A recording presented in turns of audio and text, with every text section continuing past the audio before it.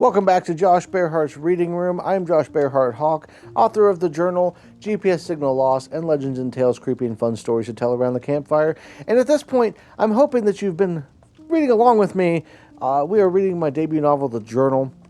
We're going to be reading other books down the road, but right now we're trying to get through the journal. And if you have not, if this is your first video, playlist, go watch the playlist. You can watch from chapter 1 on, and that way you're not lost in the story because we're getting into some crazy stuff. And we're tying everything together at this point. The next few chapters are going to be really tying everything and pulling it all, and a lot of stuff's going to make sense that didn't make sense before. So I want to go ahead and just jump right into it because I'm excited to finish the story. We've got 4 chapters to go. Today is chapter 19, and it is titled What Once Was.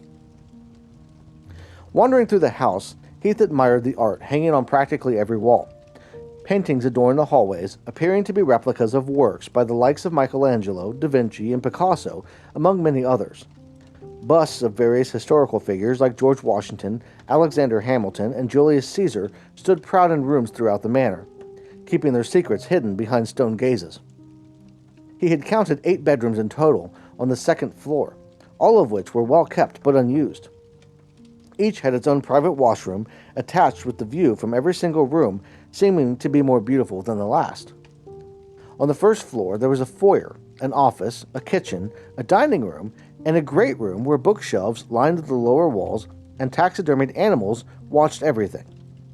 Each room was larger than it needed to be, but smaller than he expected. Everything in the house, from the wallpaper to the carpet, looked and felt luxurious.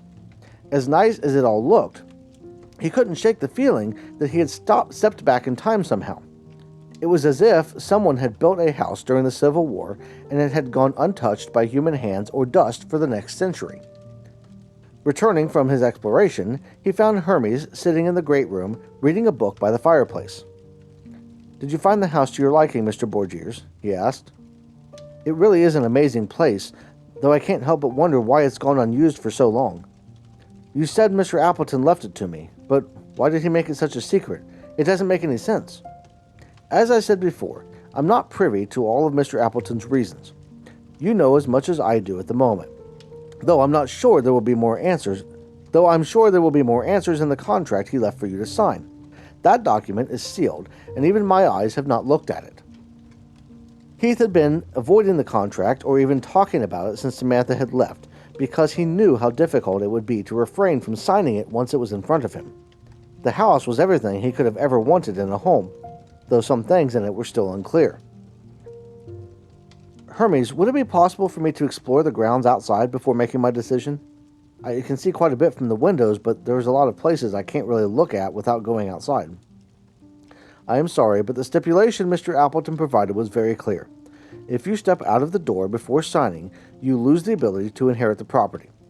I can assure you the things that you can't see consist of nothing more than a couple of sheds and some tools I use to keep the garden." "Then what was all the talk last night where you told us that we wouldn't want to be outside after dark? I feel like there's something you're hiding from me." "The truth of the matter is that Mr. Appleton kept exotic pets on the property when he was alive. Some of those pets managed to escape and have been able to reproduce over time, leading to a small population of dangerous animals roaming the wooded area at night. It's nothing to be worried about so long as you are inside before sunset." "What kind of animals are we talking about?" "I'm afraid I don't know what kind of animals are out there for sure. Mr. Appleton was very secretive about his private collection. I do know, however, that they pose no threat to anyone outside the property." "How can you know that?" His eyes narrowed as he asked. "I promise everything will be made clear to you in time. I'm going to make some sandwiches and tea for our mid-afternoon meal. Is there anything else I can get for you, Mr. Borgiers?" Heath shook his head, holding back what he really wanted to say. As Hermes left the room, Heath stared at the burning log in the fireplace and tried to relax. After eating lunch, Heath spent some more time exploring the house. This time he decided to see what was in the basement. Hermes had asked him not to go down there, but it wasn't strictly forbidden.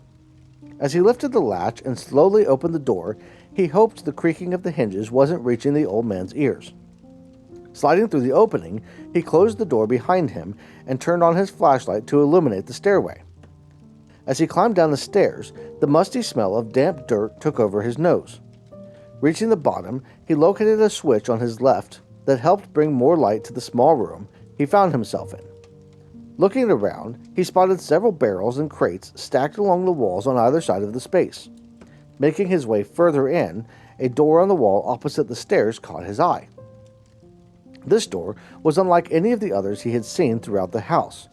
It was rather large, given the space it sat in, and there were several locks that lined the right side, bolting it shut. Intricate details were carved into it, with a pattern of flowers and spiral shapes breathing a kind of life into the wood. Walking up to it, Heath raised his hand to feel the grooves and dips of the design. As his fingers came into contact with the solid object, he felt an unexpected warmth emanating from it. It was as if someone had left a fire burning on the other side, and now the heat was beginning to come through. A sense of dread, for which he had no explanation, began to work its way into his mind. He felt as if the answers to all of his questions he had were hidden behind the door. But it was like there was something blocking him from going any further.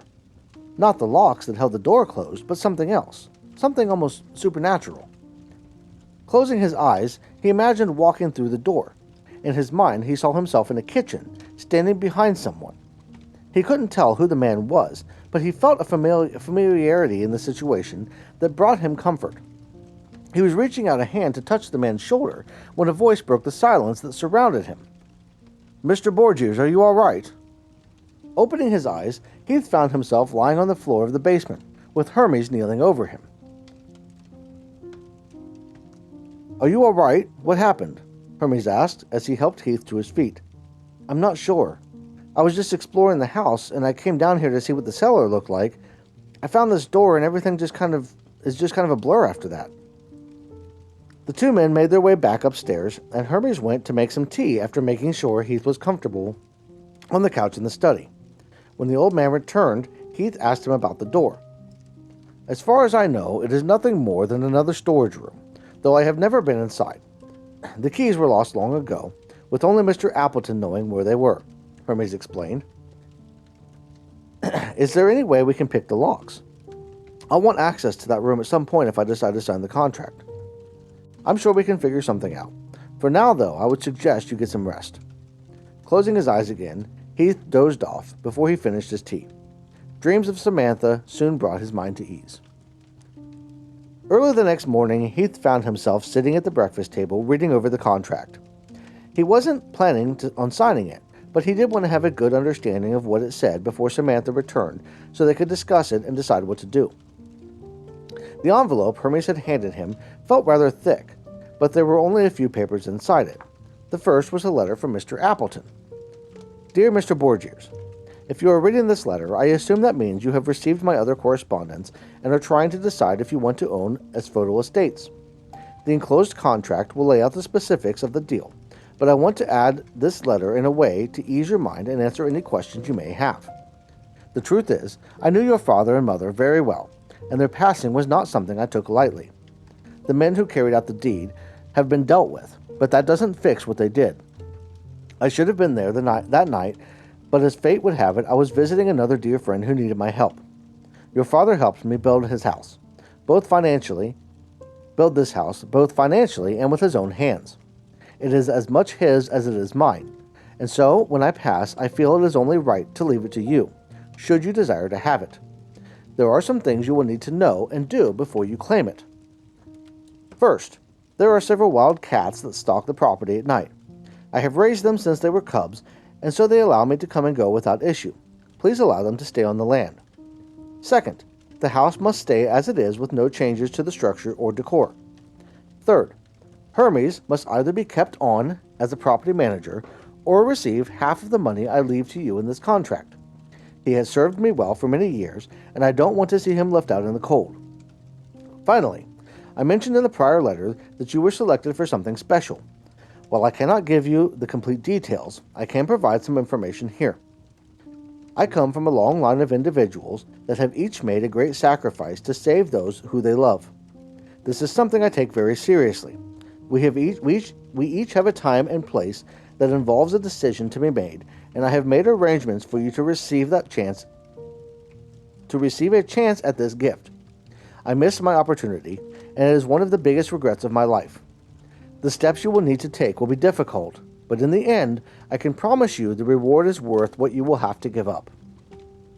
That is all I can say for now on the matter. Please read over the enclosed contract and make your decision as promptly as you can.